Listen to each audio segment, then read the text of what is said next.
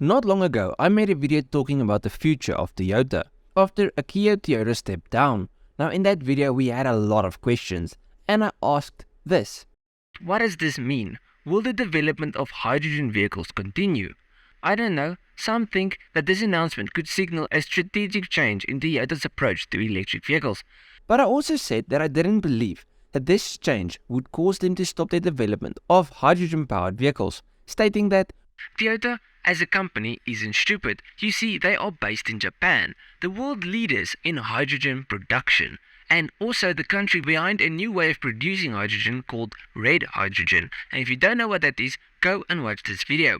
But my point is, Japan as a country have a massive push towards hydrogen. Well, we now know where they stand. So Toyota has now revealed their long-term strategy, and I personally like it. Toyota is currently making moves to develop its first dedicated EV platform, and that makes a lot of sense since that is where the market is currently. But they also said that they still won't make the shift to an all-electric lineup, and they are using science to show why it is stupid and unfeasible for them to go fully electric.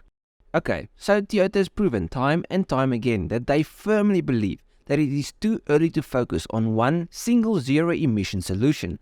Therefore, they are developing hydrogen fuel cell technology and hydrogen internal combustion technology alongside battery electric technology.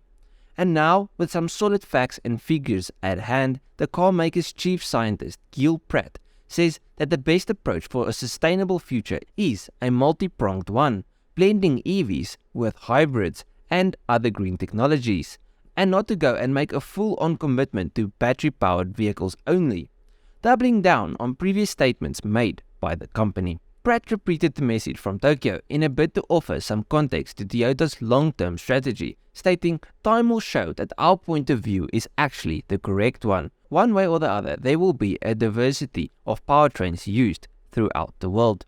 Now, this statement from Toyota comes as several car brands pledge to go fully electric at some point in the future, with Honda, Cadillac, Jaguar, Mercedes-Benz and Audi all saying that they believe in an electric future, and that the electric will be their ticket to a carbon-neutral world.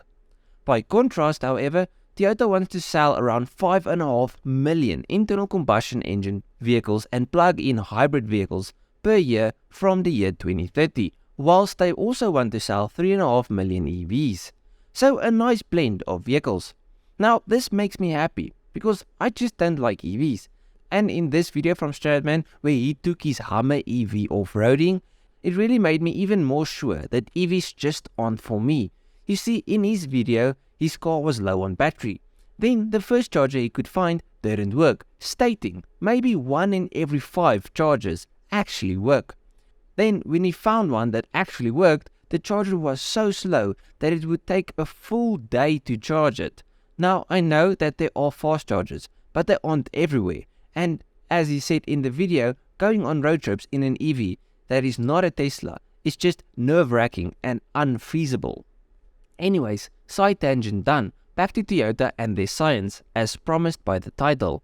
So Gill Pratt and his team, through their research, concluded that to lower the carbon emissions as much as possible, it makes more sense to spread the limited supply of lithium among as many cars as possible, electrifying as many cars as possible, but that there will be an inevitable shortage of lithium, and this is supported by many scientists. Lithium is the most important material used in the production of EVs, and there just isn't enough to support a world of only electric vehicles. Now, they also did some math, and he hypothesized a fleet of 100 internal combustion engine cars with an average emission of 250 grams of carbon dioxide per kilometer traveled. Now, with this math, he showed that if that fleet were electric vehicles with a single big battery of 100 kilowatt hours, the average emissions of the whole fleet would drop by just 1.5 grams per kilometer. But if the same amount of lithium was spread among a smaller 1.1 kilowatt hour batteries, it would be possible to make 90 hybrid cars, which would still leave 10 traditional combustion powered vehicles. But the average emissions of the theoretical fleet would drop to a much lower 205 grams per kilometer, which is a much bigger drop in emissions, and it would use much less lithium per car, making a better impact on the planet. Now, if you didn't get exactly what I stated there, instead of making one car with a really big battery of 100 kilowatt hours, he's saying you make a fleet of 90 cars and you split that same 100 kilowatt hours through the 90 cars. They will have an internal combustion engine, but with the help of the hybrid, they will be really efficient and super light on fuel and would have very little emissions. And remember, there's such a thing as hydrogen technology, which is also busy being developed by Toyota. So let's say you've got a hydrogen internal combustion engine vehicle with hybrid assistance, which would dramatically extend the range of the hydrogen-powered vehicle because it can go in between the two motors and save you on fuel and whatever. So you would have a better range, it would be better for the planet, it would just be a win-win all round. Anyways, in a statement about other manufacturers, Pratt said, what we have to change is that we have to mature a little bit and we have to stop doing wishful thinking. He further stated, a real discussion is that these are the constraints in the development of resources in the world, both material resources and charging infrastructure and renewable power.